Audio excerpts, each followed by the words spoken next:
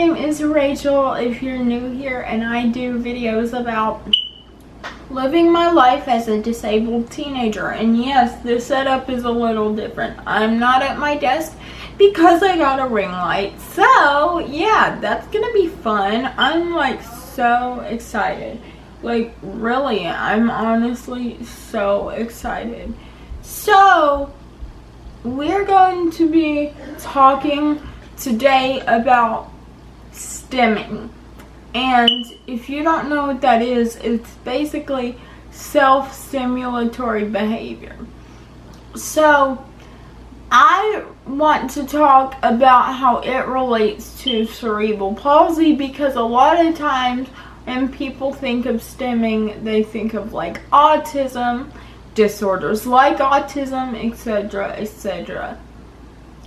However, people with cerebral palsy can stim too. And it is basically because we sometimes need an energy release, especially if we are, as people say, wheelchair bound, even though I don't really like that term.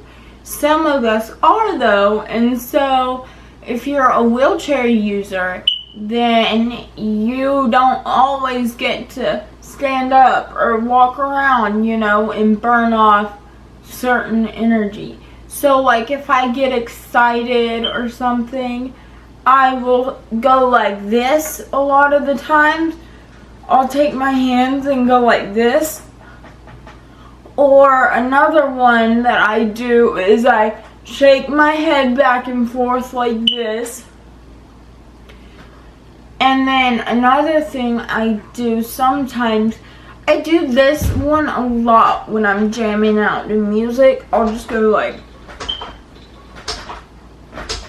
you know, and that's kind of my way of jamming out to the music, because I can't really, you know, get up, jump, you know, do all these different things. So to jam out to music for me, sometimes it means doing this, or you know, certain things. And I also sometimes will do it in high pressure situations. I will see myself doing this a lot, or if I'm like stressed out, like it's kind of like the video I did for you guys, one of the last videos I posted besides the shorts. Like it was the last video I posted. No, I think it was the one before that. Anyway, the one where I talked about sensory overload. It's kind of a way of releasing that feeling of being stressed, overwhelmed, etc., etc. Like for me, one of the things I do is I will pick at my skin sometimes like this. If like I'm at school and I don't like a certain teacher and she's making me feel uncomfortable, or etc., etc., because I've been in those situations a lot and it is not fun. Another thing that I do is I sometimes, more often than not, will just like catch myself about to stim, but then I have to stop myself because it's embarrassing to do it around my friends sometimes. And I'm guessing it's just because like it's not very acceptable in society, no matter what reason you stim for. Because, you know, like I said, some people have autism and stim, etc., etc. Well, no matter what disability you really stim for, I don't think it's that socially accepted. A lot of people also use like stimulatory like toys, like the poppets, and stuff like that. It just, a lot of times for me,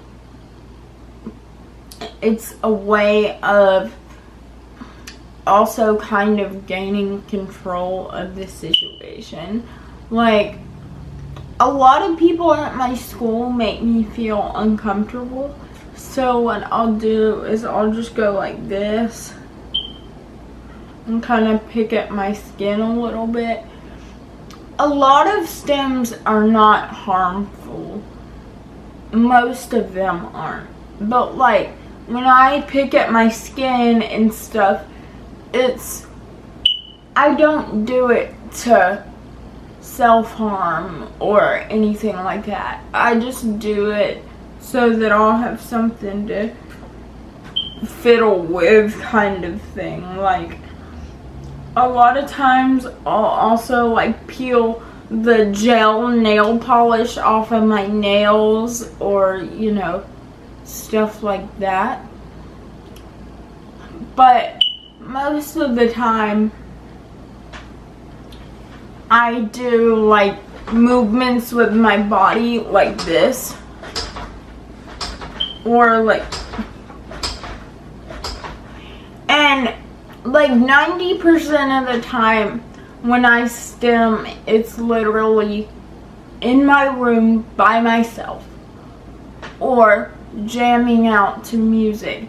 Any other time, I won't really do it, and if I try to catch, I usually will try to catch myself before I actually go into a moment of stimming, just because, like I said, stimming is not socially accepted, and so sometimes my friends, not really my friends, but like acquaintances that don't really know me that well, if they see me stimming, they're like, "Oh my God, what are you doing?" Whereas my 3 closest best friends know, you know what I mean? And, well, for the most part, there's a couple of them I don't even stim in front of because I am so self-conscious of it. That is why my service dog in training, Sammy, is learning to do medical interruptions, just because, like, I'm sure I'll eventually get to a point in my disability acceptance journey where I don't really care what people think when I stim, if people think I'm weird or whatever, but I'm just not there yet. So it's gonna be better when I go to school if I can have Sammy interrupt my self-stimulatory behavior until I get home and I can feel free to stim and relax, you know, just all that kind of stuff. Someone actually asked me if I was having a seizure once because I stemmed. And when I say stem, I mean if I'm sitting in my room alone and I'm going like this, I don't really notice myself doing that. And I will literally sit there for like 20 minutes and listen to music or listen to an audiobook just doing this, and I don't really notice myself doing it. So yeah, and honestly, it's good to stim because you need to be able to release that energy to calm yourself down or whatever, release that pent up feeling in you. So if you have cerebral palsy, if you're autistic, anything like that, do not be ashamed of stimming. If it helps you, that is what is the most important thing. Do not be ashamed of stimming. And it's okay if you're embarrassed to do it in front of your friends. I get embarrassed to stim in front of my friends. That's why Sammy is a medical response, not medical alert, but medical response service dog, just because I don't want people to see me and think something's like happening to me when in reality I'm just, stimming. And I hate when this happens. Brain fog. An example of self-stimulatory behavior that I do sometimes is if I'm sitting on the couch and I turn my head this way, that's where the cushions are. So I will rub my face in the material of the couch cushions because of that texture. Or sometimes, then if Sammy's doing DPT, then I will rub my face in his coat because it's soft and it's warm, kind of, I guess you could say, and it's fuzzy. Not really, but kind of. And, it's just, that's just another example. It's a way to calm yourself down, let some energy out, and blah, blah, blah. I sometimes don't even realize I do it most of the time. Like if I'm in my room and I'm not filming for you guys or doing whatever, then I will just do it and not know. You know what I mean? And then Sammy will jump up on my lap for pressure therapy, and I'm like, oh, okay, I was stimming. So then I can just pet you, because you're soft, and yeah. But, hey guys, so I'm editing right now, and I wanted to say I'm sorry that the video got cut short. I'm not exactly sure what happened. I think what happened was my SD card got full, but I'm gonna empty it so this will not happen again.